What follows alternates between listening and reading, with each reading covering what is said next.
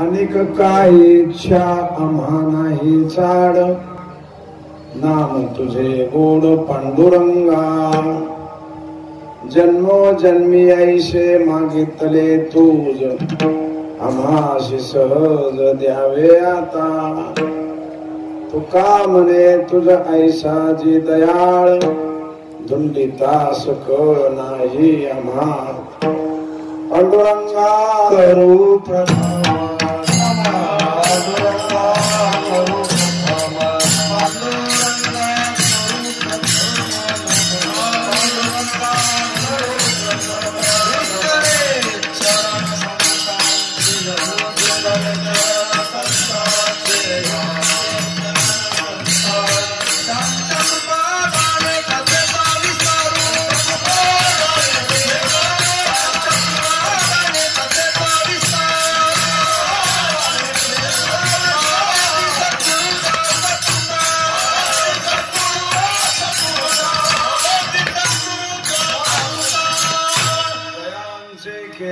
स्मरण. होय सकळ विद्यांचे अधिकरण, तेची वंदो श्री चरण श्री गुरूंचे.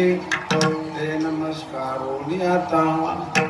सावळे सुंदर रूप मनोहर, राहो निरंतर हृदय माझ्या. अनेक काही इच्छा आम्हा नाही चाड, नाम तुझे गोड पांडुरंगा. सेवेसाठी निवडलेला अभंग श्रीमंत श्री विश्वसंत हृदय संत हृदय सम्राट जगद्गुरु तुकाराम महाराज यांचा चार चरणाचा हा अभंग चालू असलेल्या त्यांच्या वैकुंठ गमनाच्या विजेच्या उत्सवाच्या निमित्तानं संपूर्ण महाराष्ट्रभर आपापल्या पद्धतीनं आणि आपापल्या छोट्या मोठ्या प्रमाणात विजेचा उत्सव संप्रदायाचे आध्वर्यू फडकरी असतील, गडकरी असतील, मठाधिपती असतील किंवा छोट्या मोठ्या गावामध्ये एक दिवसाचा गाव आहे ना, पण विजेचा कार्यक्रम महाराष्ट्रभर चालू आहेत. आणि याच पद्धतीनं ब्रह्मलीन सद्गुरु नारायण महाराज यांच्या भविष्यामध्ये चालू असलेला हा मंदिराचा भव्य दिव्य कार्यक्रम. आणि या कार्यक्रमाच्या प्रांगणामध्ये विश्ववंदनीय जगद्गुरु तुकाराम महाराजांच्या विचारानं आणि पुण्यात अशा पदस्पर्शानं पावन झालेल्या देवनगरीमध्ये हाही नारायण महाराजांच्या प्रांगणामध्ये हा देवगावात कार्यक्रम या धर्मशाळेमध्ये आणि वैकुंठवासी हरिभक्तीपरायण भालेकर भाऊ यांच्या प्रेरणेमधून आणि यांच्या अतिवाशा कष्टामधून हे उभा राहिलेलं या धर्मशाळेचं आणि मंदिराचं विश्व आहे. विठ्ठल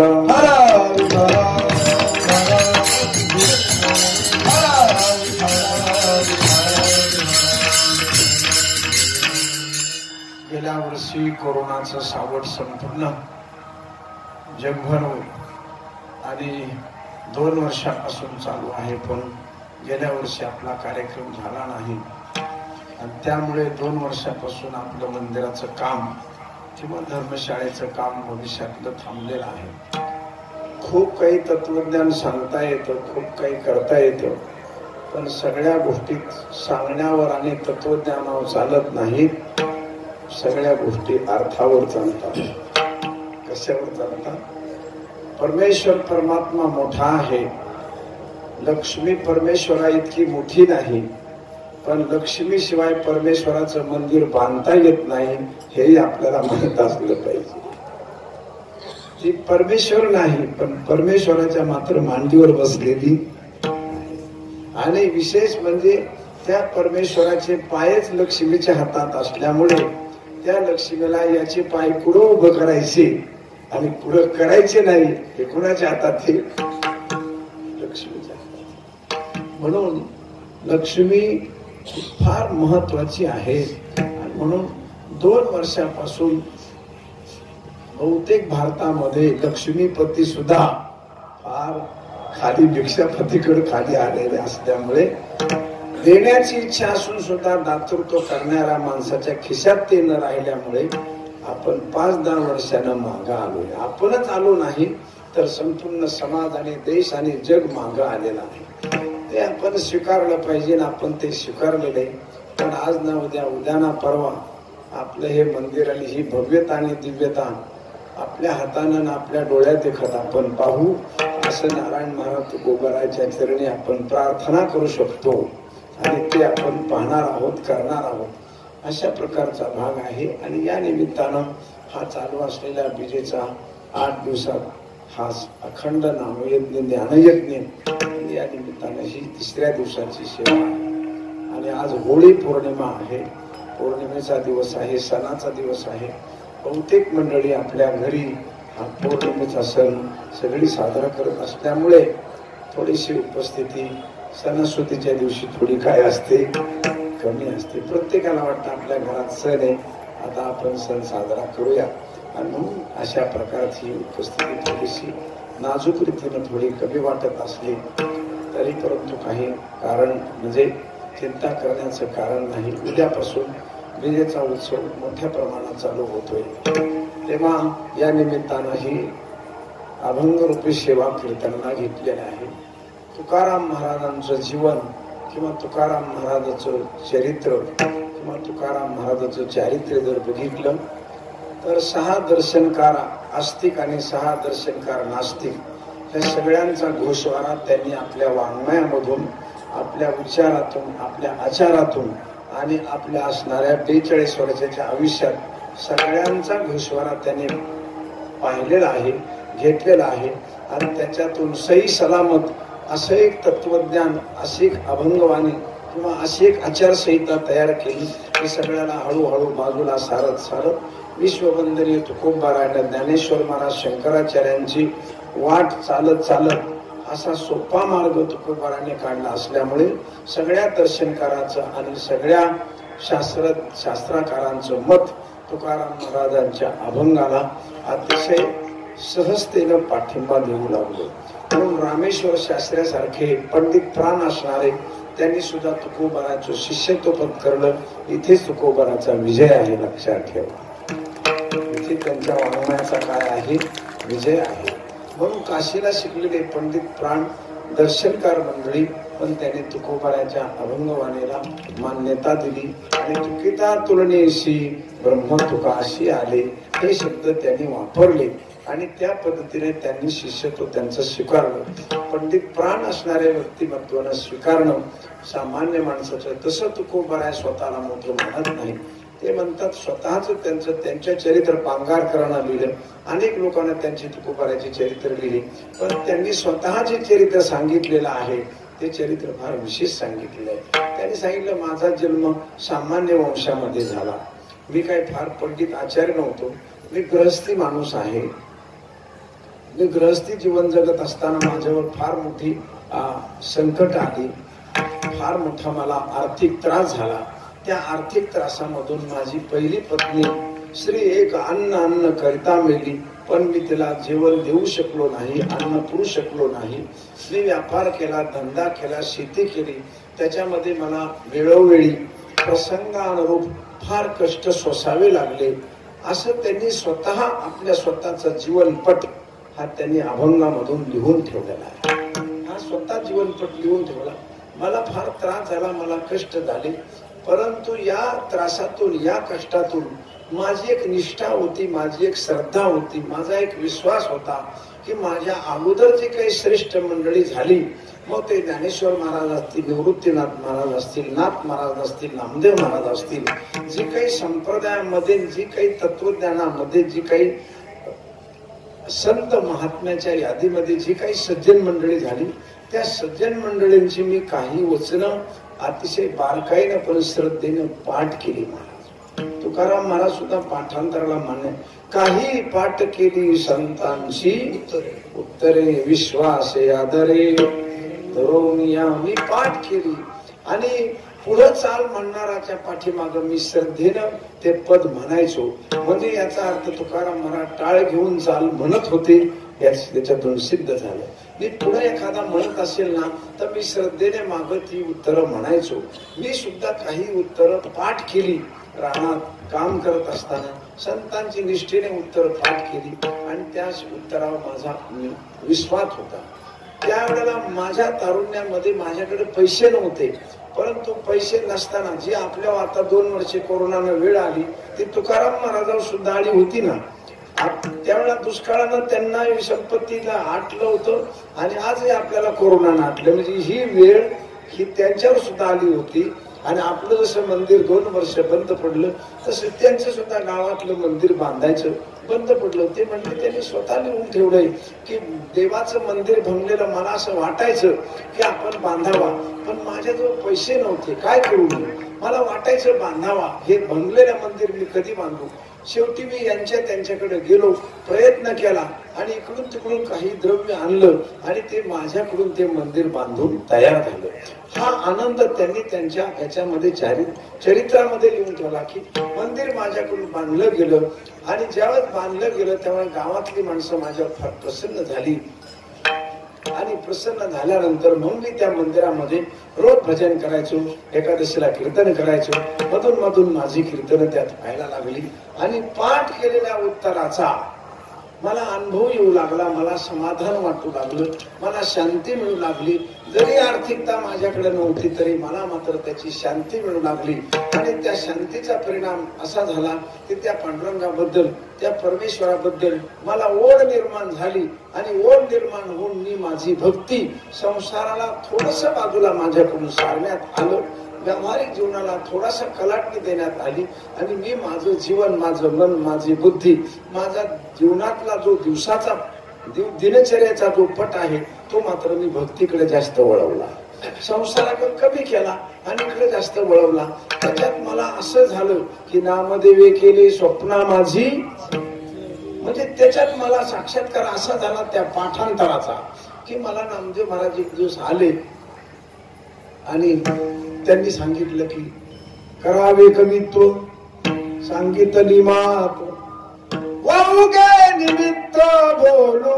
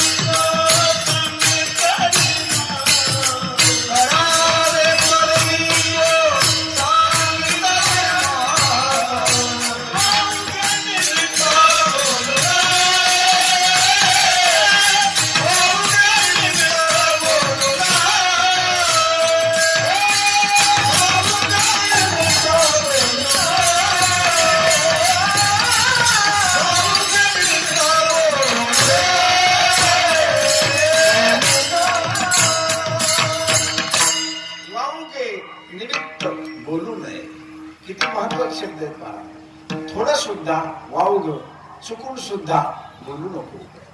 म्हणजे वेळ वायाला अजिबात आपल्या आयुष्याचा थोडा सुद्धा घालू नको. आपण म्हणतो हे निमित्त झालं, असं काय झालं, हे निमित्त झालं. अरे तुझं दुर्लक्ष झालं हे नाही सांगित, हे निमित्त झालं. म्हणजे सवड शास्त्र म्हणून निमित्त शब्द काढला जातो, सवड शास्त्र म्हणून निमित्त काढला जातो. तुकाराम महाराजांना नामदेव महाराज म्हणतात सवड शास्त्र काढून नाही माझ्याकडून चुकून असं झालं, आमका असं झालं. हे वावगे निमित्त अजिबात बोलायचं नाही, एक सुद्धा शब्द वावगा बोलायचा नाही.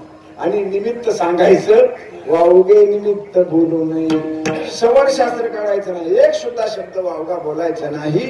साचाने मवाळ मितल्याने रसाळ शब्द जैसे कल्लोळ अमृताचे, असंच बोलायचं एक सुद्धा. आणि वायाला वेळ घालवायचा नाही. हे मला स्वतः पांडुरंगानं नामदेव महाराजांनी सांगितल्यानंतर मला मोठा उत्साह आला आणि मी मोठी जोमानं भक्ती करू लागलो. आणि भक्ती करत असताना मग माझं गाराणं, माझा प्रपंच, माझा अंतकरण, माझी बुद्धी, जो काही मला त्रास होत होता किंवा जो काही मला अनुभव येत होता, तो सगळा अनुभवाने सगळ्या गोष्टी परमेश्वराला, संतांना, सज्जनांना सांगू लागलो. आणि मला त्याची लाज वाटत नव्हती. काही संत मंडळी म्हणजे काही सज्जन मंडळी, मी त्यांची सेवा केली. जसं आपण सेवा करताना आपण छाती लंगोटी धुतो संन्यासाची, किंवा कपडे धुतो, किंवा घरामध्ये आणून पूजा करतो. मी काही माणसाला माझ्या घरी आणलं, काही सज्जनाला घरी आणलं, त्यांना त्यांचे पाय धुतले, ते मी तीर्थ घेतलं. मला तीर्थ घेताना लाज वाटली नाही, असं त्यांनी लिहून ठेवलंय अभंग. मला ते तीर्थ घेताना, त्या सज्जनांचं तीर्थ घेताना मला लाज वाटली नाही. त्या तीर्थाने मला पवित्र केलं, माझं अंतकरण शुद्ध केलं, माझी बुद्धी शुद्ध केली. म्हणजे मी संतांची पूजा केली, सज्जनांची पूजा केली, सज्जनांच्या विचारावर विश्वास ठेवला आणि सज्जनांचे जे संतांचे विचार आहेत त्या विचाराचं मी अनुकरण केलं. जसं पाठांतर केलं तसं मी काही केलं, सगळं नाही केलं, काही थोडक्यात मला जेवढं जमेल प्रपंचामधून मला जितकं जमान तेवढंच केलं. मी इतकं केलं आणि एवढं केलं असं नाही. काही पाठ केली, थोडीफार मी पाठांतर केलं, पण जे पाठ केलं ना त्याचा परिपाठ केला, त्याच्याकडे पाठ नाही केली. त्याच्याकडे मी वागण्यामध्ये पाठ केली नाही, त्याचा परिपाठ ठेवला आचरणामध्ये, त्या वागण्याचा परिपाठ ठेवला. आणि त्याचा परिणाम असा झाला की मला मात्र परमेश्वराबद्दल आस्था, प्रेम, निष्ठा, आपुलकी, विश्वास, जिव्हाळा फार मोठा निर्माण झाला. आणि मग मी त्यांना माझं म्हणणं सांगू लागलो. मग माझं सुख, माझं दुःख, माझी चिंता, माझं काय असेल ते मी त्याला सांगू लागलो, सज्जनाला सांगू लागलो. बोलता बोलता मी देवाला बोलत राहायचो, असं मूर्तीला बोलत राहायचो. काय मी उद्धार पावेन, काय कृपा करीन नारायण, असं मी त्याला बोलत राहायचो. किंवा सज्जन माणसं आले तर त्यांना सांगायचो, ऐसे तुम्ही सांगा संत जन, करा समाधान चित माझे. माझं म्हणणं आणि नेहमी आपलं म्हणणं आपल्या वडीलधाऱ्या माणसाला सांगत जावा, हा सिद्धांत आहे मला. नेहमी सांगा, तुमच्यापेक्षा वडील माणसं आहे ज्याच्याकडून तुम्हाला अपेक्षा आहे, तुमचं दुःख तुम्ही सांगत राहा, त्याला बोलत राहा. बोललं तरच कळणार आहे. बाळ रडलं तरच आई पाजणार आहे, नाही तर आई पाजायची नाही, काम करीत राहील, ते काम करीत राहील. पण ते रडलं तर ते पाजणार आहे तुम्हाला. तसं माझं म्हणणं मी सांगत राहिलो, त्याला बोलत राहिलो आणि त्याने वेळोवेळी माझं म्हणणं ऐकलं. काही वेळेला ऐकलं, काही वेळेला ऐकलं नाही, काही वेळेला ऐकलं, काही वेळा ऐकलं नाही. शेवटी माझ्या भक्तीचा टप्पा जेव्हा अतिशय जोमानं वेगानं सुरू झाला आणि माझं मन, माझी बुद्धी, माझा आचार विचार मला सांगायला लागला की आता आपल्याला परमेश्वराकडून काही अपेक्षा आहे, काही म्हणणं आहे, काही मागणं आहे, किंवा काही आपल्याला पाहिजे. अशा वेळेला माझं मन रात्र दिवस देवाचं भजन, दान धर्म आदी करून भक्तीतले सगळे त्याग, वैराग्य, जसं देवाजवळ 6 गुण आहेत तसे तुकाराम महाराजवळ 6 गुण होते. महाराज ऐश्वर्य समग्रस्य धर्मस्य श्रेय ज्ञान वैराग्यो सेव शन्नाम भगैतिरणः. यश श्री औदार्य, ज्ञान वैराग्य, ऐश्वर्य हे 6 गुणांवर व्यवस्थित. तसं तुकाराम महाराजवळ 6 गुण होते. तुकाराम महाराजवळ धर्मनिष्ठा होती, तुकाराम महाराजवळ वेदनिष्ठा होती, त्यांचं धर्माबद्दल प्रेम होतं, त्यांचं वेदाबद्दल निष्ठा होती, त्यांच्याकडे भक्ती होती, वैराग्य होतं, ज्ञान होतं. 5 झाले. आणि 6वा गुण त्यांच्याकडे होता, समाजाचं दुःख निवारण व्हावा आणि समाजाचं कल्याण व्हावा, हा त्यांच्याकडे गुण होता. हे 6 गुण तुकोबारायाकडे एकनिष्ठ दिसतात. 6 गुण जसे देवाजवळ 6 गुण आहेत तसे तुकाराम महाराजजवळ हे 6 गुण होते. आणि ते 6 गुण त्यांनी अभंगामध्ये त्यांच्या वाङ्मयात दिसतात. आपल्याला आपण धर्मनिष्ठ असतो तर वेदनिष्ठा नसते, आपल्याला शास्त्रावर विश्वास बसत नाही. आपण म्हणतो, कीर्तन ऐकतो आणि ऐकल्यानंतर बाहेर जाताना काय चर्चा काय करतो. महाराजांनी खूप चांगलं सांगितलं, सुंदर सांगितलं. हे 4 माणसं म्हणतात, त्याच्यातलं एक म्हणतो, अरे त्यांचं सांगायचं काम आहे अड्या. कळलं का तुम्हाला? ही वेदनिष्ठा आहे का? हा, ही वेदनिष्ठा नाहीये. मग तू ऐकलं कशाला? काय ना म्हणला, शेजारी म्हणले चला, आमचं म्हणले चला, म्हणून ऐकलं. म्हणलं कुठे वेळच जात नाही, त्यापेक्षा इथे गाठलेलं काय व्हायचे. म्हणजे वेदनिष्ठा तशी तुकाराम महाराजांच्या बाबतीत दिसत नाही. वेदाचा तो अर्थ आमाशीच ठावा. म्हणजे वेदाबद्दल त्यांना प्रेम आहे. वेद मला कळतो, मी वेदाला जाणू शकतो. म्हणजे 6 गुणाचे प्रमाण त्यांच्या गाथ्यामध्ये आपल्याला बघायला मिळतात. म्हणजे सगळ्या धर्मनिष्ठा आहे. हर एक गोष्ट त्याने धार्मिकतेने पाळली महाराज. एकही अधर्माची गोष्ट तुकोबाराच्या जीवनात करताना दिसली नाही. अजिबात अधर्माची दिसली नाही. हर एक गोष्ट त्यांनी धर्माची गोष्ट पाळली. वडीलधाऱ्याची सेवा, समाजाची सेवा, कायद्या व्यवस्थेची सेवा, राजाची सगळ्या गोष्टी जर पाहिल्या तर ते धर्मनिष्ठ होते. म्हणजे धर्मनिष्ठ होते, वेदनिष्ठ होते. त्यांच्याकडे भक्ती अप्रतिम होती, ज्ञान होतं. आणि वैराग्याच्या बाबतीत तर बोलायचंच नाही. जाई हो तू माते नकरी सायास आम्ही विष्णुदास तैसे नहू. म्हणजे वैराग्य त्यांचं प्रखर वैराग्य होतं. आणि समाजाची कळकळ हा 6वा गुण त्यांच्याकडे विशेष होता. जे का रंजले गांजली जशी मने जो फुले बुडत हे जन न देखवे डोळा.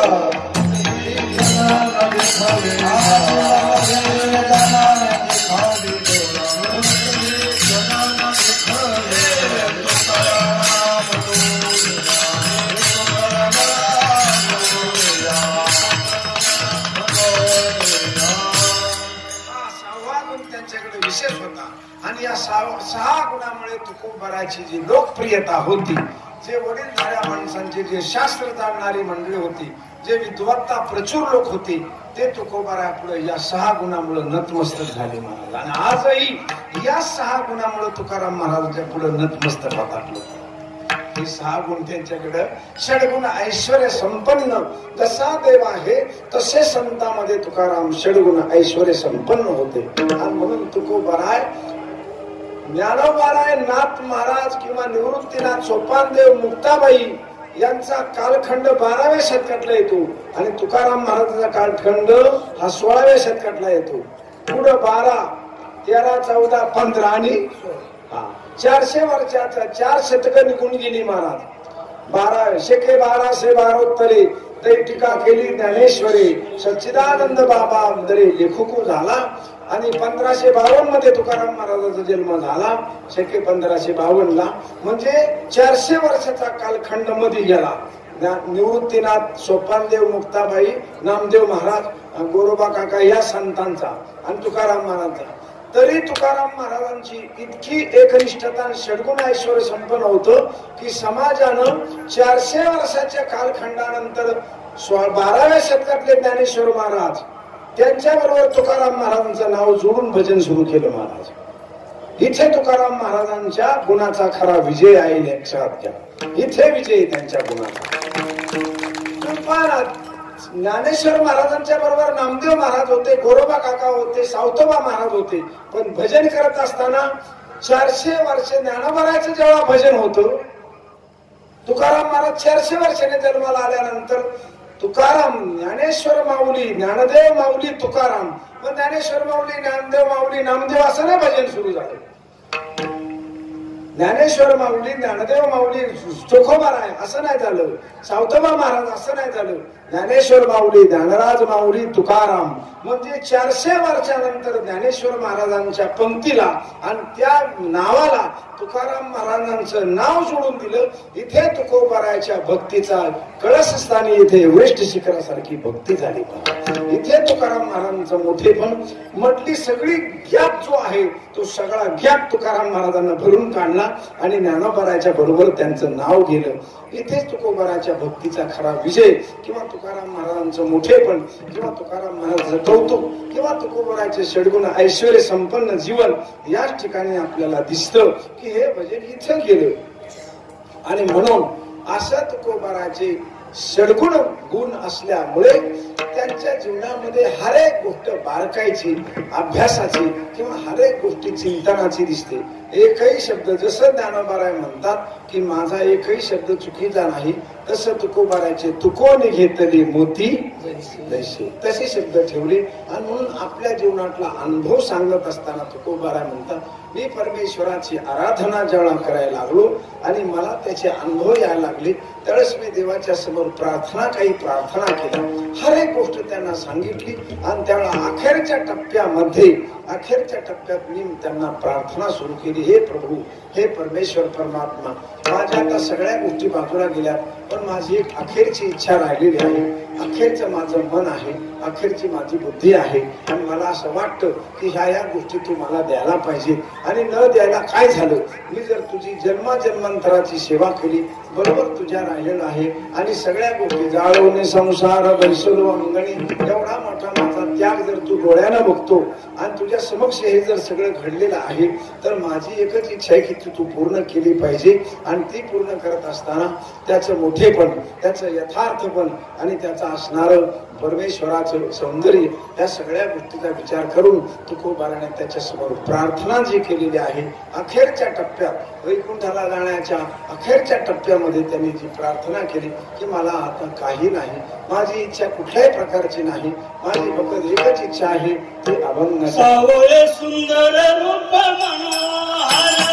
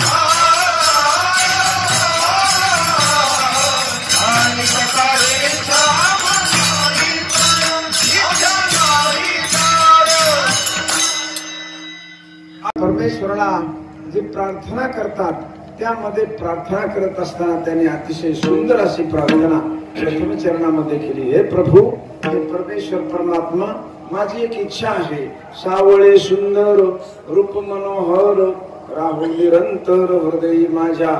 माझी अशी एक इच्छा आहे, ती इच्छा तू पूर्ण करू शकतो. आणि ती इच्छा मी तुला दुसरं तिसरं काही मागत नाही, दुसरं तिसरं काही बोलत नाही, तुला एकच गोष्ट बोलतो, सावळे सुंदर. तुझं जे सावळं रूप आहे, सुंदर आहे, मनोहर रूप आहे, ते सावळं सुंदर मनोहर रूप माझ्या सतत अंतःकरणामध्ये राहावा, अशा प्रकारची माझी इच्छा आहे. भगवान म्हणले अशा प्रकारची इच्छा प्रकट करण्याचं काय कारण आहे? हे सामान्य आहे, सुशब्द येते, पण हे सामान्य आहे. तुकाराम महाराज भूमिका याच्या पाठीमागची फार मोठी. सावळा कुणाला म्हणतात, सुंदर कुणाला म्हणतात, मनोहर रूप कुणाला म्हणतात, हे शब्द जरी एकांगाने वाटत असले सारख्या अर्थानं तरी ते सारखे नाही, याच्यातला भाव फार वेगळा आहे. सावळा कुणाला म्हणतात तर महाराज म्हणतात तू सावळा आहेस. आता सावळ, तुझं सावळं रूप आहे. सावळं रूप म्हणजे कसं, आपण सामान्य म्हणतो सावळा म्हणजे साधारण निळ्या रंगाचा, साधारण काळ्या रंगाचा. आता सावळा हा रंग किंवा काळा हा रंग हा दिसायला जरी असला तरी वास्तवता अशी तो रंग नाहीये, तो रंग नाहीये. या अभंगात जसा व्यवहारात रंग दिसतो तसा अभंगात याला रंग हा अपेक्षित भाव नाहीये. आता तुम्ही आकाश निळं दिसतं, आकाश निळं आहे का? आकाश दिसायला तुम्हाला निळं दिसतं, हा आपल्या दृष्टीचा दोष आहे. कारण ते व्यापक आहे म्हणून निळं दिसतं, ते मोठं आहे म्हणून निळं दिसतं. जर ते छोटं असतं तर नाही दिसलं. तुम्ही म्हणाल कसं काय, 4-5 परस विहीर पाण्याने भरली, तुम्ही ते वरून बघितलं तर पाणी कसं दिसतं? काळं निळं दिसतं. काय म्हणलं पाणी हो, काय दिसतंय? त्याला करेक्ट निळा रंग, काळा रंग दिसतो, किंचितसा काळा आणि भरपूर निळा. तुम्ही तांब्याभर पाणी काढा आणि बघा त्याच्यात रंग आहे का. सावळा या शब्दाचा अर्थ मी आपल्याला सांगतोय. तुम्ही जर 5 कळस विहीर पाण्याने भरलेली असेल तर तुम्हाला ती करेक्ट निळे दिसतील. आणि तांब्याभर पाणी असलं जर ती निळा रंग आहे तर तांब्यातल्या पाण्याला रंग दिसायला पाहिजे का नको. तुम्ही फुलपात्रात पाणी घेतलं विहिरीतलं प्यायला, दिसायला पाहिजे का, त्याच्यात रंग दिसत नाही. तो तांब्या परत टाकला की झालं निळं. मग याचा अर्थ निळं दिसतंय हे काय भानगडी.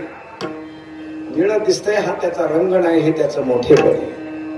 सावळं दिसतं हा त्याचा रंग नाही, हे त्याचं काय आहे, मोठेपण आहे. आकाश हे निळं दिसतंय, सावळ्या रंगाचं दिसतंय, हे कसं काय भानगडी, हे आकाशाचं मोठेपण आहे, हे त्याचं. समुद्रात जर गेला तुम्ही, एखाद्या तळ्याच्या किनारी उभा राहिला, भरपूर एखादा डोह बघितला पाण्याचा तर तो निळ्या रंगाचा दिसतो.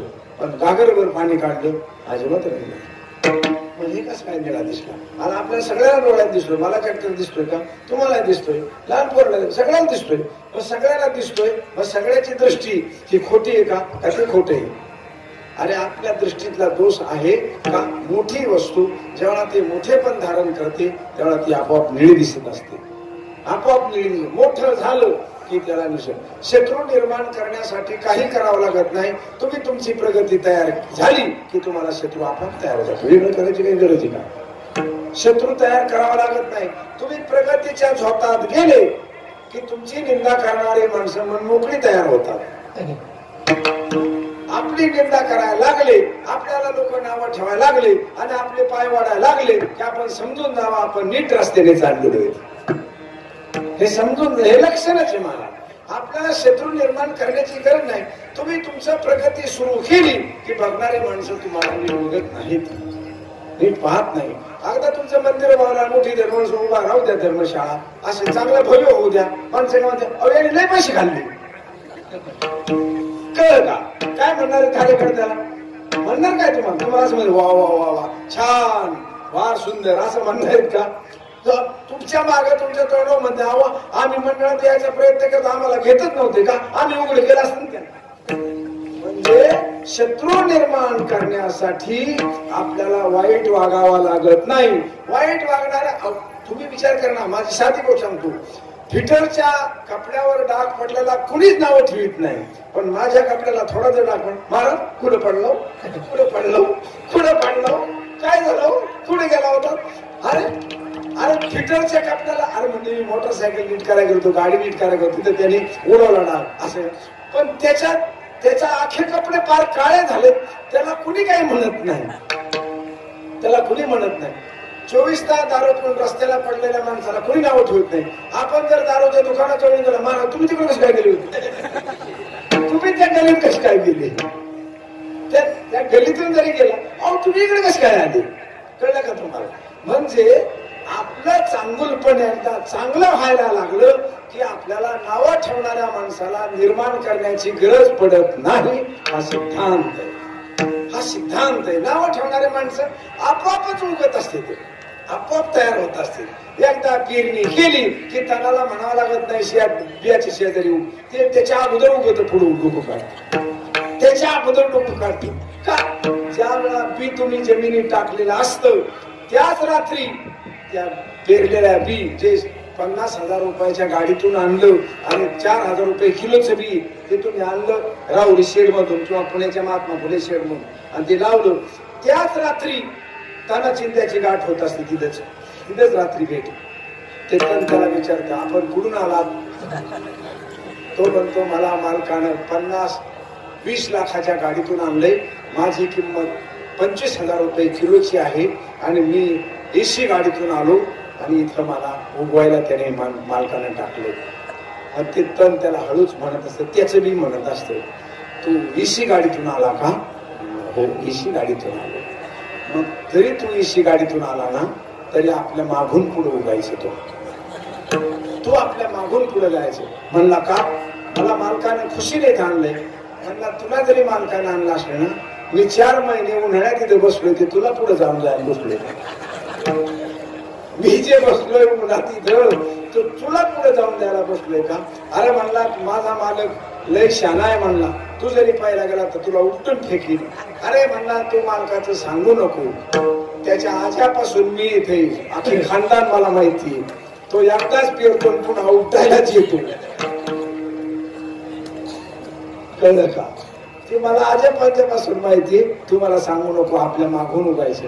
अरे तणाला पेरावा लागत नाही, जे पेरलेल्या बेला सुद्धा त्याच्यापेक्षा डोकं वर काढतं. तसं दुर्जनाला मला नावं ठेवा असं म्हणावं लागत नाही. तुम्ही फक्त तुमची प्रगती करा, नावं ठेवणारे तयारच येते. तुम्हाला नावं ठेवणाऱ्याला बोलवायची गरज नाही. विठ्ठल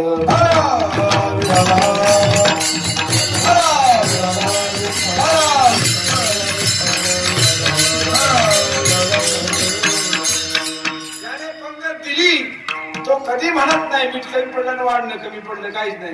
ज्याने काहीच दिली नाही ना तो जेवायला बसतो. अरे भात आणला तर आमटीचा पत्ता नाही, आमटी आणली तर भाताचा पत्ता नाही. अरे रुपया तो दिला नाही ना.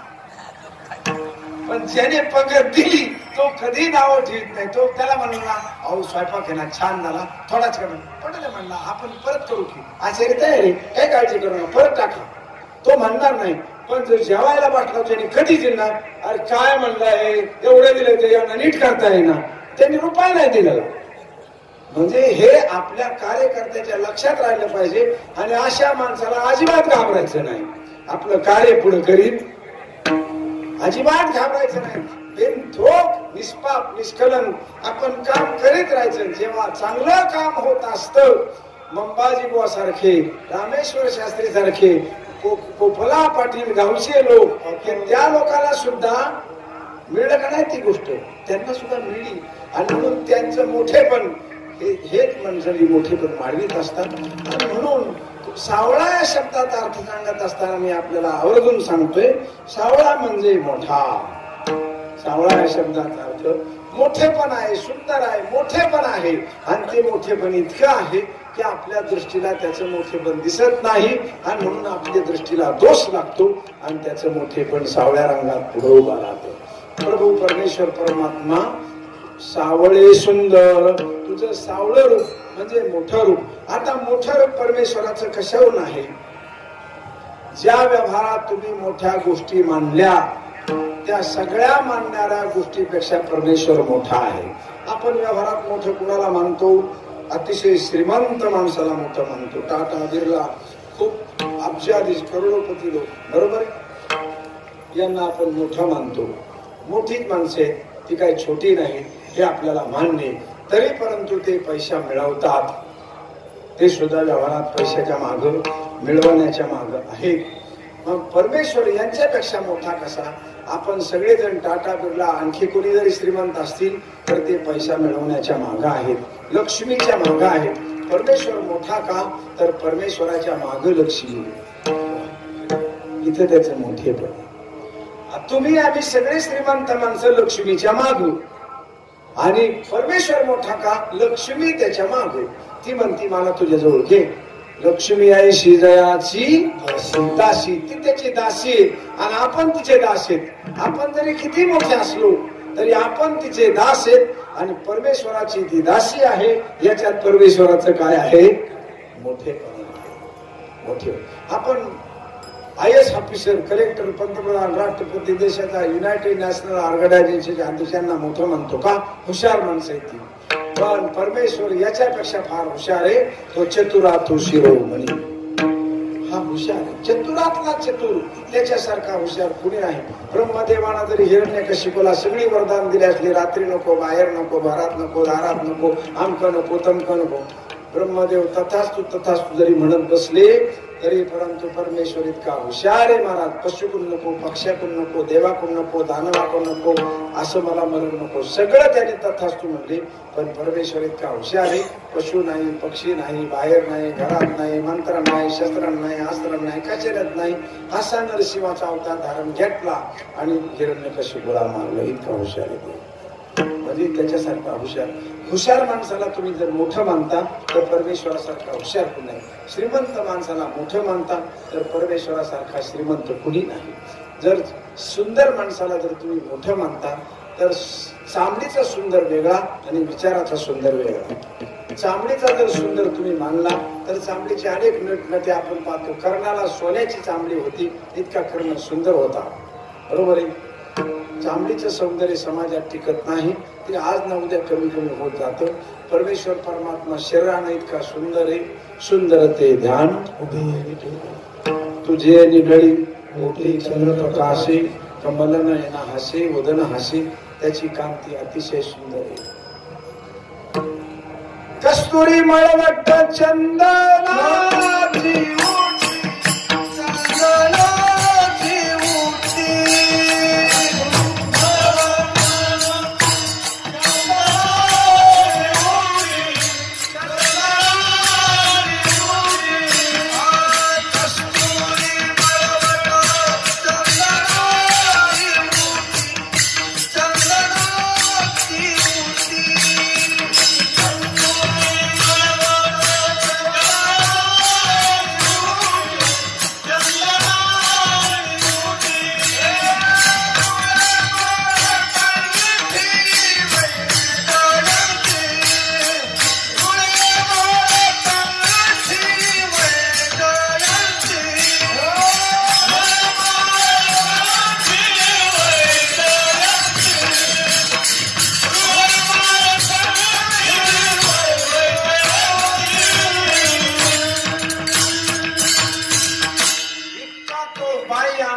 सुंदर आहे मा.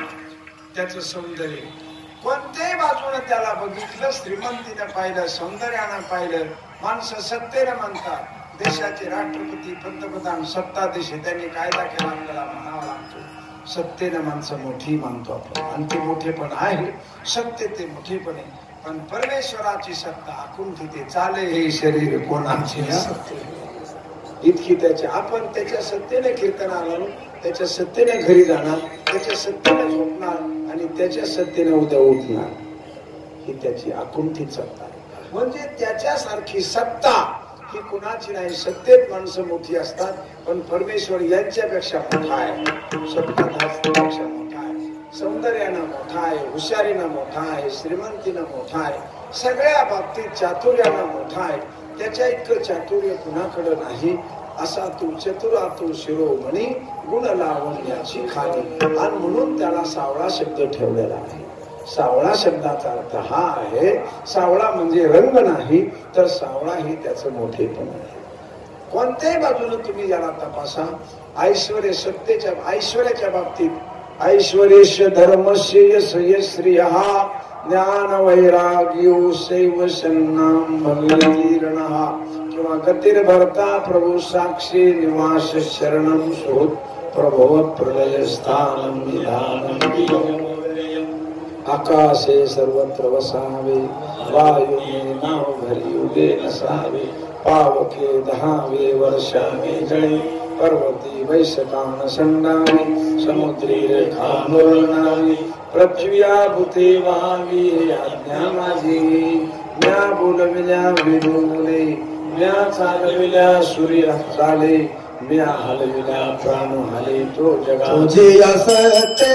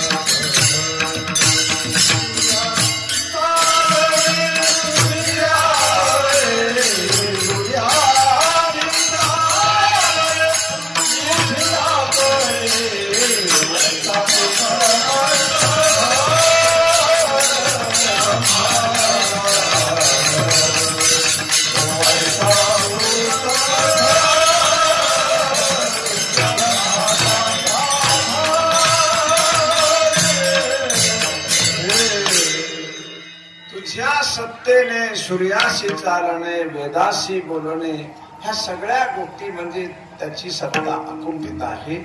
म्हणून सरळ सरळ सोप्या भाषेत सांगायचं ठरलं तर जसं आपण मोठ्या माणसाची ओळख करून मोठे काम करून घेतो.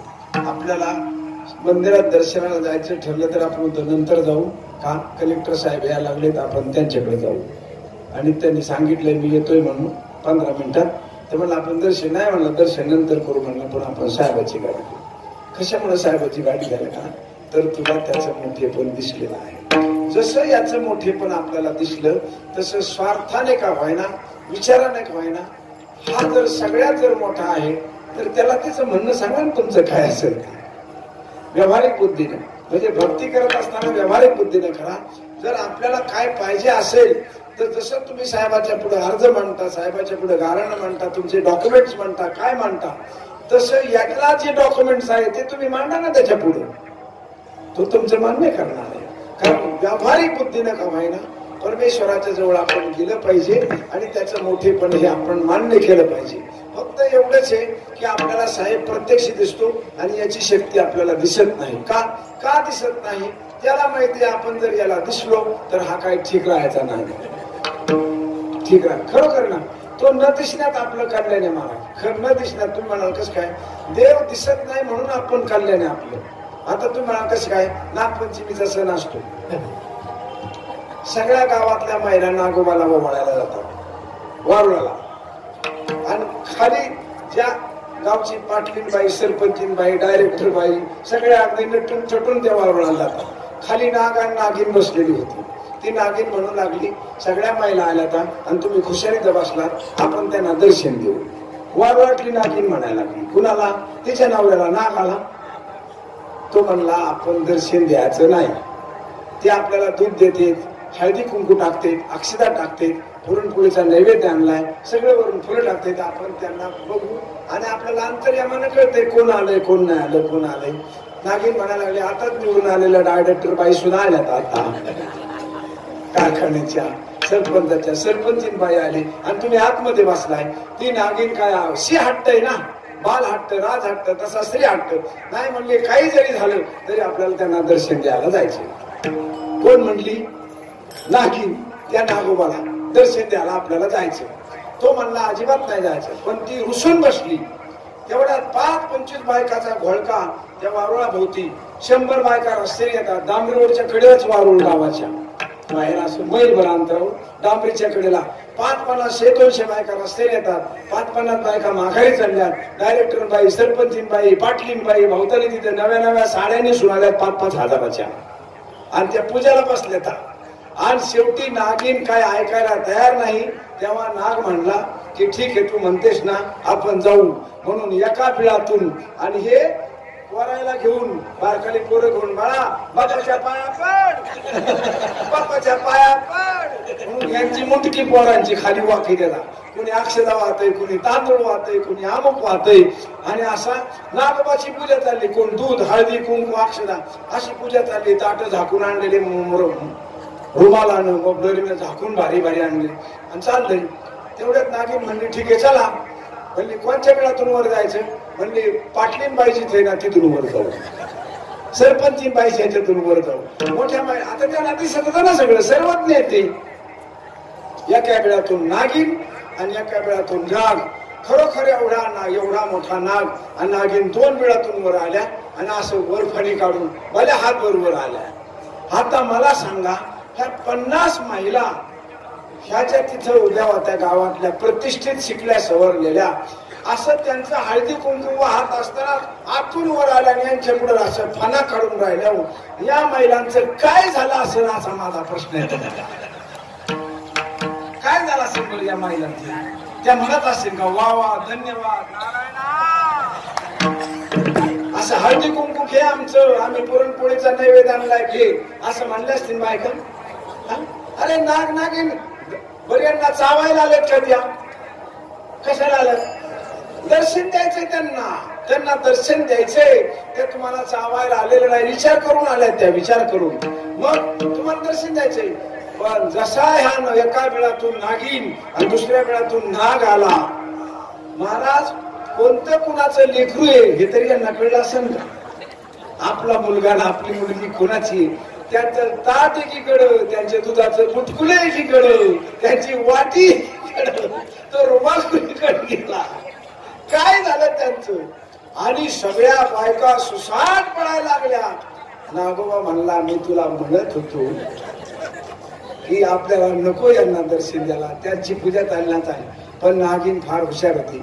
ती म्हणली त्या बायकाला जरी कळत नसलं तरी आपल्याला कळतंय त्यांना दर्शन द्यायचं.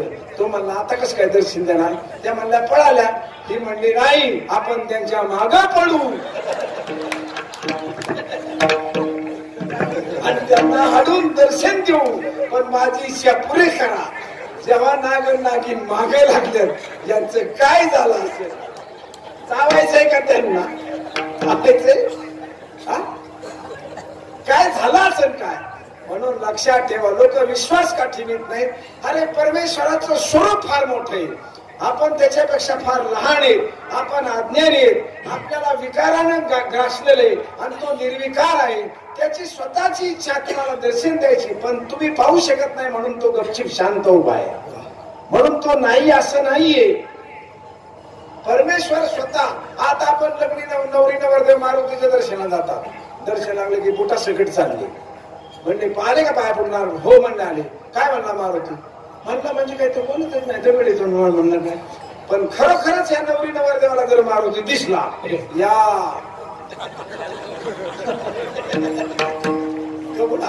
काय म्हणून हसल्या तुम्ही. मला सांगा, मला पुढचं सांगू द्या.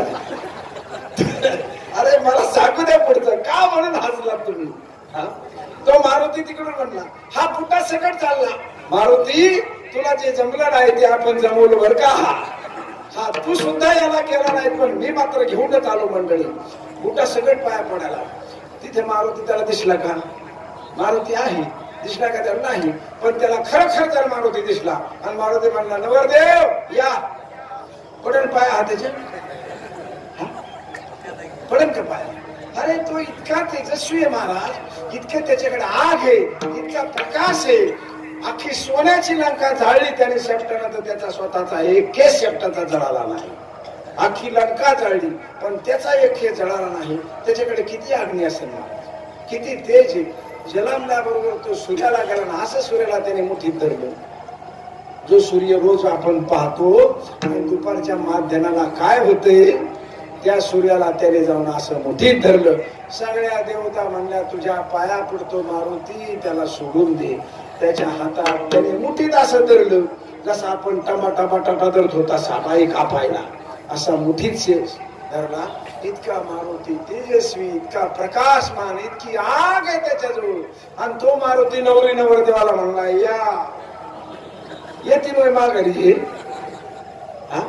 अरे मारुतीचं रूपात साधं वानर जर तुम्हाला भेटलं आणि ते म्हणलं नवरदेव तू गडगनेर खायला चालला, मला ते घेऊन जा ना. जाशील का माकडाला गडगनेर खायला घेऊन. अरे देवाला तुम्ही अपेक्षा करू नका रे भेटायची. देवाला तुम्ही अपेक्षा करू नका. परमेश्वर तुमच्या जवळच आहे, तुम्ही फक्त त्याच्यावर निष्ठा श्रद्धा ठेवा.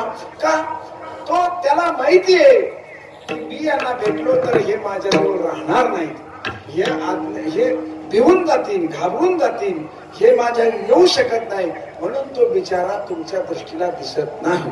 ज्या दिवशी तुमची दृष्टी दिसण्यासारखी होईल मग त्या दिवशी तुम्हाला त्या वेशात तो दिसेल. बाळवेश घेऊन हरी भेटला. त्यांना भेटायचा तो भेटलेला आहे ना, पण आपण दरड म्हणा मस्त कीर्तन सांगता, भजन सांगता, अमुक करता, तो आम्हाला भेटतच नाही. अरे भेटत नाही म्हणजे दाखवू का तुम्हाला. भेटत नाही म्हणजे आम्हाला दाखवता येत नाही का तुम्हाला. म्हणून लक्षात ठेवा परमेश्वर अत्यंत दयाळू आहे, खूप कृपाळ आहे. त्याला माहिती जसं अज्ञानी बाळाला आई सांभाळत असते पण त्या बाळाला कळत नसतं, त्या आईला कळते. तसा परमेश्वर जगाची विठ्ठल बाप माय चुलता आपला मायबाप आहे, त्याला कळतंय त्या ह्या माझ्या भक्ताला कळत नाही. मी जर याला रूप दाखवलं तर हा घाबरून मरून जाईल. आमच्याकडे घडलेली घटना आहे. नागतळा नावाचं गाव आहे, नागतळा लक्षात. त्या गावामध्ये एका बाईने नवस केला मला मुलगा होते. नागेश्वराचं देवस्थान आहे, नागदेवता आहे आणि तिथे नागतळ्याला नागेश्वराचं देवस्थान आहे. आणि तिने नवस केला मला मुलगा होऊ दे, तुला मी सोन्याचा अंगड तुकडू वाढू. घडलेली घटना आहे. सोन्याचं अंगड टुकलं बाई. ठीक आहे, तिला मुलगा झाला, देव नवसाला पावला, मुलगा झाला. तिने काय केलं, सोन्याचं अंगड टुकलं, त्या पोराचंच नाव सोन्या ठेवलं. त्याचं नाव काय ठेवलं, सोन्या. आणि ते मुलगा वर्ष 2 वर्षाचं झाल्यानंतर ती बाई नवस फेडायला गेली. आता त्याच्या अंगावर जे अंगड टुकलं होतं ना, काळ काढलेलं, माळ काढलेलं, ती म्हणजे आता माझ्या मुलाचं नाव सोनं, त्याला ठेवायचं. जेव्हा एवढ्याला अशा कमरेत खाल्या फण्यात नागाच्या, चांदीच्या आणि तांब्याच्या, आणि ती गेली बाई मंदिरामध्ये. गेल्यानंतर ते काय देवाचा नवस फेडायला त्याने मुलाला घेऊन गेली. नैवेद्य वगैरे काय पुरणपोळीचा नैवेद्य गेली आणि ते अंगड टोपलं खाल्लं तिने. ते मळखटलेलं पोराचं अंगड टोपलं, त्याला वायाला टोकूच्या सकट ती टोपी आणि ते अंगड असं तिने त्या पिशवीतून काढलं. देवाला पूजा केली, उदबत्ती अगरबत्ती, खेड्यातली बाई बिचारी तिने वाहिलं. ज्यावेळेला ते अंगड टोपलं काढलं आणि त्या नागाच्या डोक्यावर ठेवायला लागलं, तो पितळाचा नाग गायब झाला आणि खरा नाग तयार झाला. तिच्या पुढे सांगितलं, घाल मला डोकं. आता खरा नाग ते पितळाचं गेलं बाजूला, तांब्याचं, आणि खरा तिच्या पुढे उभा राहिला. बाई म्हणा डोकं काढ. खरा नाग एवढा डोक्यात राहिलं, बाईने गाठला असेल. बाई जागेवर खालाच झाली महाराज. बघितल्या का खरी देवता जर प्रसन्न झाली तुमच्या समोर, तर तुम्ही त्या देवाला पाहू शकत नाही. आपल्या अंतःकरणामध्ये भीती आहे, आपल्या अंतःकरणात विकार आहे. म्हणून देवाच्या भेटीची अपेक्षा करू नका, देवाच्या प्रसादाची अपेक्षा करा. त्याची भेट मागू नका, त्याला प्रसाद देऊ नका. त्याला म्हणा, तू मला नको भेटू, पण मला काय दे, तुझा प्रसाद दे, तुझा आशीर्वाद दे, तुझे जे विचार आहेत ते माझ्या अंतःकरणामध्ये रुजू दे, ते अंतःकरणात मला फुटू दे, आणि त्या अंतःकरणातल्या विचारावर तू माझं प्रसन्नता, समाधान, ज्ञान, वैराग्य, भक्ती, त्याग वाढव. तुझं जे रूप आहे ते मला दाखवू नको. आणि म्हणून परमेश्वर परमात्म्याचं जे सावळं रूप आहे ना, ते त्याच्या गुणाचं रूप आहे. ते कशाचं रूप आहे, त्याच्या सावळं रूप हे त्याचे गुण आहेत. त्याचं असं बाहेरच्या आकाराचं रूप नाही. म्हणून सावळे, सुंदर आणि सौंदर्य हे 2 प्रकारचं असतं. एक शरीराचं सौंदर्य असतं आणि एक विचाराचं सौंदर्य असतं. जे विचाराचं सौंदर्य असतं ते श्रेष्ठ असतं. तुकाराम महाराज शरीराने किती किलो होते याच्यावर लोक प्रेम करीत नाही. तुकाराम महाराजाचा गाथा काय विचाराचा आहे याच्यावर लोक प्रेम करतात. हे विचाराचं सौंदर्य आहे. तुकाराम महाराजांचं सौंदर्य काय, त्यांची कोणती पट्टी घातली, कोणता फेटा घातला, कोणती पगडी घातली, याच्यामुळे तुम्ही त्याचं भजन करता का? बंडीला धोत्राला प्रेम करतो का आपण? तर त्यांच्या विचारावर प्रेम करतो. माणसाचं विचाराचं सौंदर्य असावा. शरीराचं सौंदर्य असो अथवा नसो, ते परमेश्वरानं जसं देईल तसं, पण त्याचा विचार हा प्रयत्नानं सुंदर केला पाहिजे. माणसाचं विचाराचं, कृष्ण भगवंताचं गीतेतून सौंदर्य दिसतं, विचाराचं सौंदर्य आहे. अर्जुनाचं भक्तीतून सौंदर्य दिसतं, हे सौंदर्य आहे.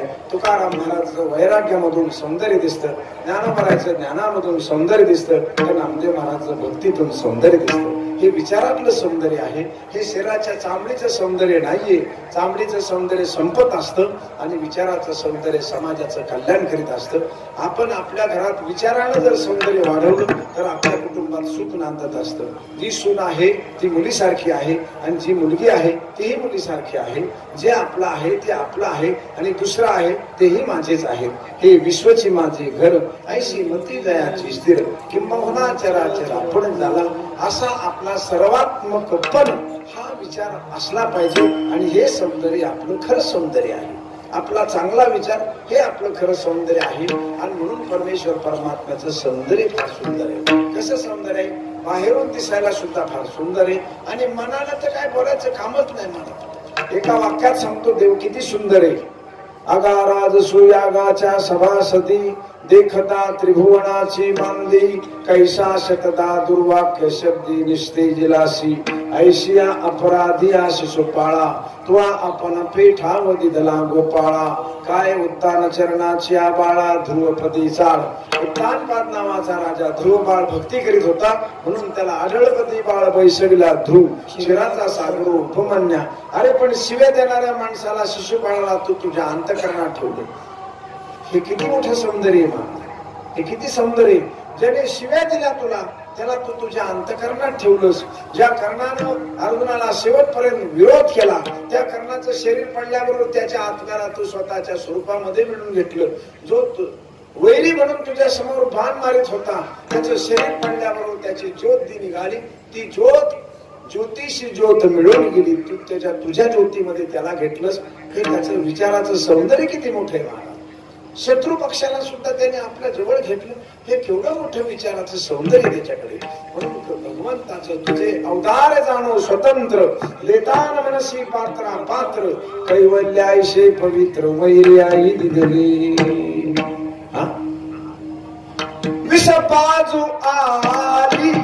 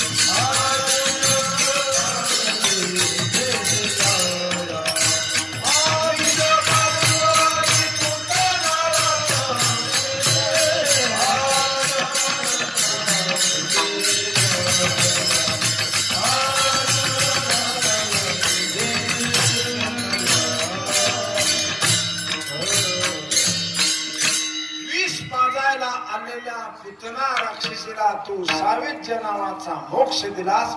इथं तुझं विचाराचं सौंदर्य दिसतं. आणि म्हणून सावळे सुंदर.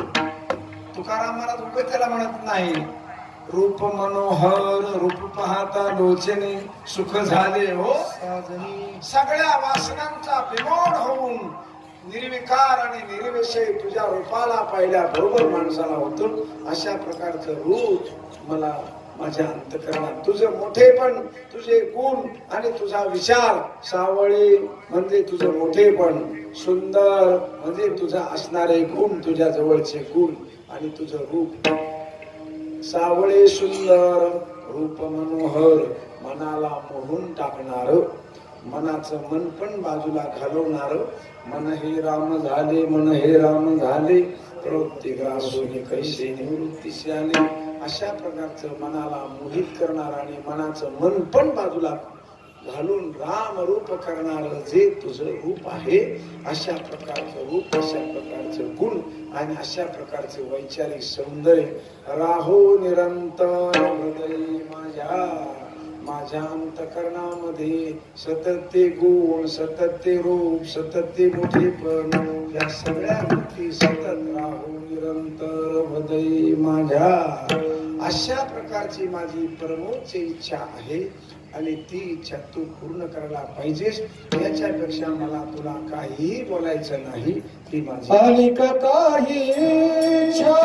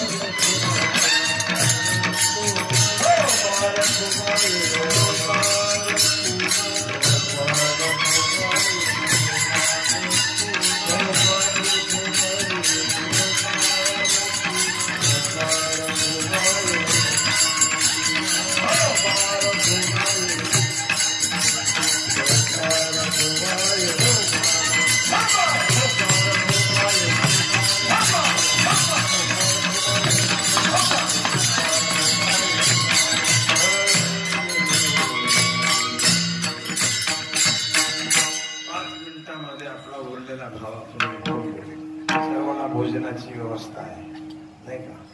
त्याच्यामुळे आपण सणासुदीच्या दिवशी त्रास नाही द्या. माणूस म्हणतो ना, अरे सण आहे आणि तुला काही समजत का नाही? म्हणजे सणाच्या दिवशी चांगलं बोला, बाकीच्या दिवशी खराब बोलावं का? असं नाहीये. तेव्हा मला बाकी काही इच्छा नाही, आणि काही इच्छा आम्हा नाही, चालला काही इच्छा नाही, आणि मला कुणाची चाड करायची सुद्धा गरज वाटत नाही. नाम तुझे गोड पांडुरंगा, मला फक्त तुझे नाम गोड पांडुरंगा. तुझं नाम हे गोड आहे. एवढा गोड शब्द आपण 2 मिनिटात समजून घेऊ, म्हणजे मग आपल्याला कळेल गोड कशाला म्हणतात. देवाचं नाव गोड आहे. आपल्याला सगळी प्रमाण माहिती, गोड तुझे नाम, गोड तुझे नाम. पण गोड या शब्दाचा अर्थ काय? प्रमाण आपल्या सगळ्याला माहिती आहे, गोड गोड गोड गोड. पण गोड म्हणजे काय? गोड म्हणजे काय? जसं तुकाराम महाराज बीज म्हणजे काय? आपण शब्द वापरला का नाही? महाराजाची बीज आहे, बीजेला चाललो. बीज म्हणजे काय? मग आपण काहीतरी सांगूच ना. बीज म्हणजे तुकाराम महाराज वैकुंठ गमन गेले, आंब गेला. अरे बीज या शब्दाचा अर्थ पाहिजे. वैकुंठ गमनाला त्या दिवशी गेले, पण बीज या शब्दाचा अर्थ वैकुंठ गमन असा नाही ना अर्थ होत. वैकुंठ गमन असा बीज या शब्दाचा सरळ अर्थ असा आहे, दुसरा दिवस. बीज या शब्दाचा अर्थ काय आहे? दुसरा दिवस. दुसरा दिवस त्या म्हणजे होळी पौर्णिमा, बरोबर? जशी पौर्णिमा दुसरा दिवस. जो उत्सव केला महाराजांना पौर्णिमेचा, होळीचा, त्याच्या दुसऱ्या दिवशी गेले. बीज म्हणजे दुसरा दिवस. या शब्दाचा अर्थ, या ओरिजिनल शब्दाचा अर्थ आहे बीज म्हणजे दुसरा दिवस. आता या बीजेला महाराजाचा 16 झाला म्हणून बीजेला झाला आपण म्हणतो, परंतु या शब्दाचा अर्थ असा आहे दुसरा दिवस. तसं गोड गोड गोड तुझे नाम, गोड तुझे सगळं नाम, हे सगळं गोड. पण गोड म्हणजे काय? गोड या शब्दाचा अर्थ काय लावणार तू? हा महत्वाचा नाही. गोड तुझे नाम पांडुरंगा. आता मी गोड शब्दाचा तुम्हाला 2 मिनिटात अर्थ वेगळ्या पद्धतीने सांगतो, म्हणजे तुमची तुम्हाला लक्षात येईल. तुमच्या समोर सफरचंद खायला दिलं मी तुम्हाला, विचारलं 4 माणसानं खाल्लं, कसं काय लागलं? म्हणजे अतिशय गोड. लगेच पेढा खायला दिला, कसं काय लागले? अतिशय गोड. संत्री खायला दिली, फार गोड लागली महाराज. द्राक्ष खायला दिली, गोड लागली. पुरणपोळी खायला दिली, गोड लागली. मिसळ खायला दिली, लगेच मिसळ दिली, घ्या मिसळ, गोड लागली. उन्हाळ्याचे दिवस असल्यामुळं गारी खायला दिली. जेवणानंतर काय असतं? आईस्क्रीम खायला दिली, फार गोड लागली. सगळे पदार्थ 25 प्रकारचे पदार्थ त्या कार्यालयात टाकलेले होते. काय गोड होते, लय भारी. अरे गोड या शब्दाचा अर्थ तुम्ही लावला काय? सफरचंदासारखं केळी लागली नाही, केळीसारखं द्राक्ष लागले नाही, द्राक्षासारखं लाडू लागले नाही, लाडू सारखी पोळी लागली नाही. हे गोड म्हणजे काय अर्थ झाला? बरोबर? म्हणजे नेमका गोड याला तुम्ही अर्थ काय सांगणार मला? एकासारखा दुसरा पदार्थ लागला नाही, मग सफरचंदासारखा पेढा लागला का? पेढ्यासारखी पोळी लागली का? पोळीसारखी भेळ लागली का? मग तुम्ही सगळ्या शब्दाला गोड अर्थ कसं काय म्हणता? आता पुढचं सांगतो. लग्न झालं, 50 वर्ष मुलबाळ काही झालं नाही, आणि 51 वर्षी त्याला मुलगा झाला. अख्खा गाव काय म्हणू लागला? गोड झालं, फार गोड झालं, फार गोड झालं. श्रीमंती होती, नोकरी होती, चाकरी होती, माणूस चांगला, सगळ्या गोष्टी चांगल्या, पण 50 वर्ष मुलबाळ नाही, त्यामुळं अख्ख्या गावाला जरा दुःख वाटायचं. पण मुलगा झाला, गोड झाला. बरोबर आहे? त्याच्या शेजारी एक चांगला माणूस होता, पण त्याला बिचारायला तब्येतीचं खाण्यापिण्यावर नियंत्रण नाही राहिलं, तब्येत सांभाळली नाही, त्याला अर्धांगवायचा झटका झाला आणि तो जाग्यावर पडला. 1 दिवस नाही ना, 20 वर्ष जाग्यावर, सगळं खाणं पिणं बसणं सगळ्या विधी जाग्यावर. 25 वर्ष आली. 25 वर्षानंतर तो वारला. माणसं काय म्हणली? काय म्हणणार माणसं? सांगा ना तुम्ही. आता काय तुम्हाला वाचा नाही? काय म्हणले? गोड झालं. अहो, एवढा माणूस चांगला, घरातली माणसं चांगली, सेवा त्यांनी केली. 25 वर्ष जागेवर सगळं महाराज बसणं उठणं सगळं हो, पण बिचारा गेला, गोड झालं. काय म्हणतात माणसं? गोड झालं. मथारा मिळाला, तरी गोड, मुलगा झाला तरी गोड, पेढा खाल्ला तरी गोड. अरे ही भानगड काय? गोड म्हणजे आहे काय? तुम्ही गोड म्हणता म्हणजे आहे काय? तर जर म्हातारा मेला 25 वर्षानं जर आजारी माणूस जर मेला तर चांगलं झालं, गोड झालं म्हणता. आणि 50 वर्षी मुलगा झाला तरी गोड झालं म्हणता. रस्त्याने आपण कामावून जातो, तुम्ही नोकऱ्या करणारी माणसं, मी बी नोकरी केलेला माणूस आहे. रस्त्यातून घाई घाईनं माणूस जर चालायला लागला तर एखादा गावातला असा असतो, एखादा भिकारी असा असतो. 10 रुपये दे ना, 10 रुपये दे ना, 10 रुपये दे ना. माणसाला काय वाटतं? ही कटकट आहे ना, त्याला 10 रुपये द्या आणि तू 10च्या ऐवजी 20 रुपये काढतो जा मर तिकडं. वा वा वा, काय गोड झालं. कळला का तुम्हाला माणूस? त्यासाठी ऍक्शन करून टाकली. काय गोड झालं वा, आता मायेतून रोटी सगळी बरी झाली. अरे गोड झालं म्हणजे तुला 20 रुपये दिले तरी गोड झालं. मग गोड शब्दाचा अर्थ काय? गोड शब्दाचा अर्थ ज्या अर्थी म्हातारा मेला गोड झालं, नातू झाला गोड, या शब्दाचा अर्थ आहे गरज पूर्तीचा आनंद.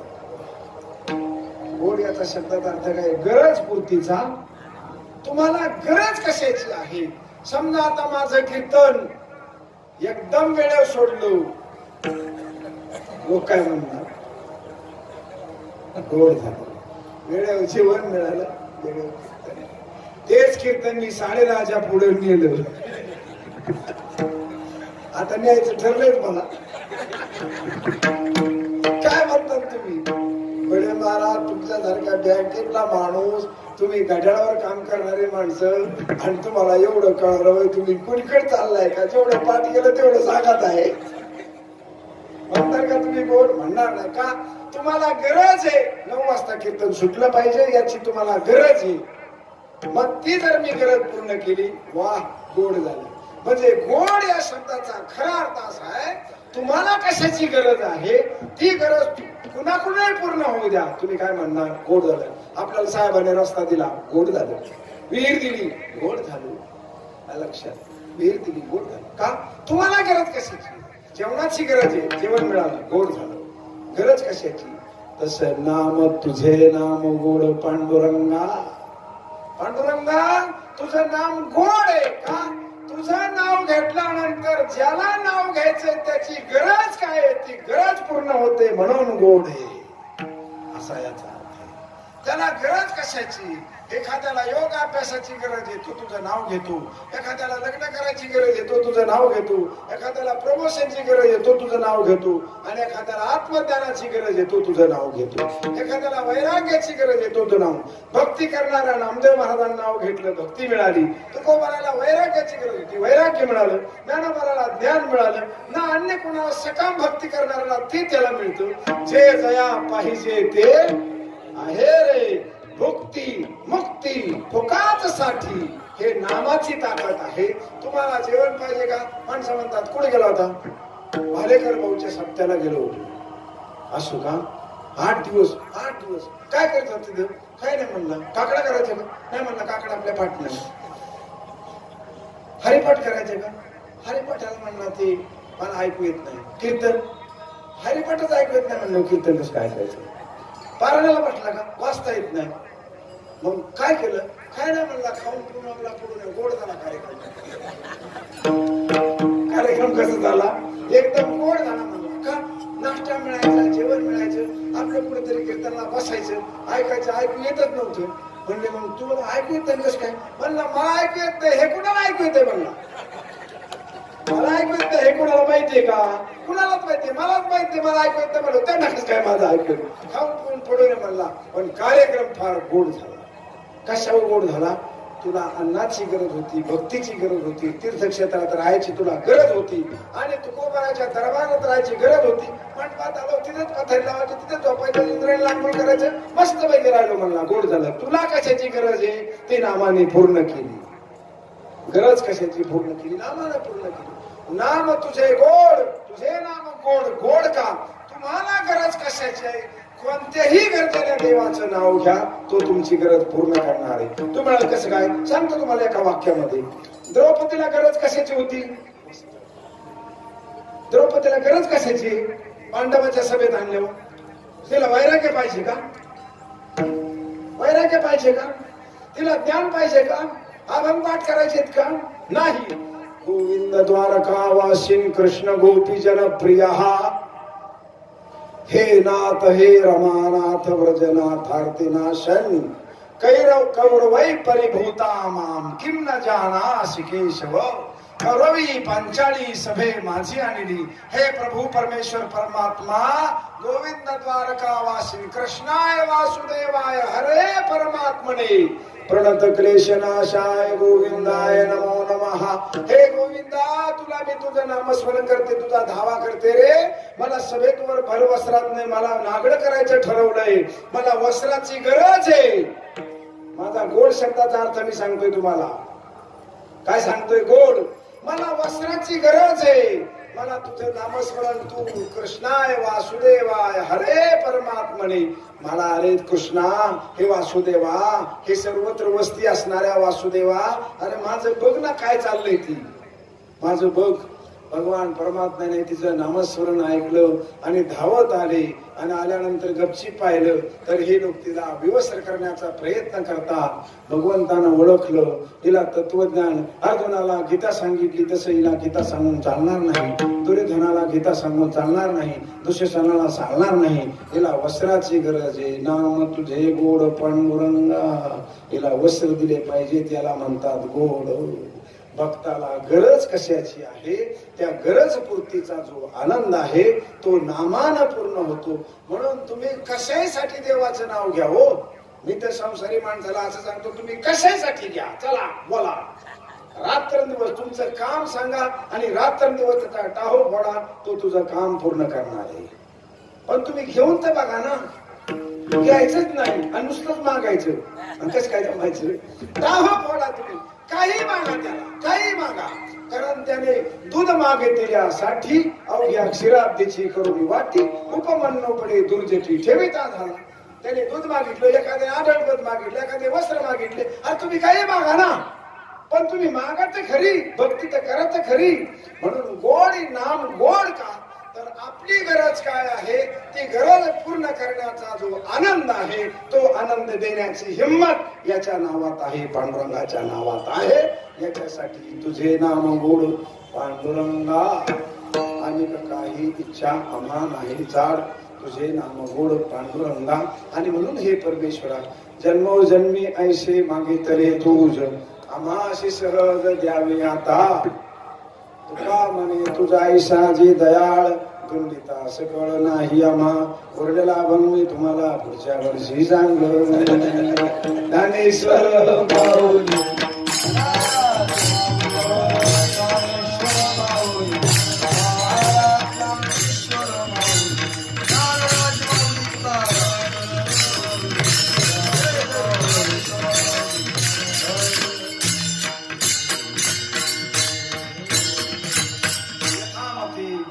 झालेली सेवा देवाच्या चरणी समर्पित करायची.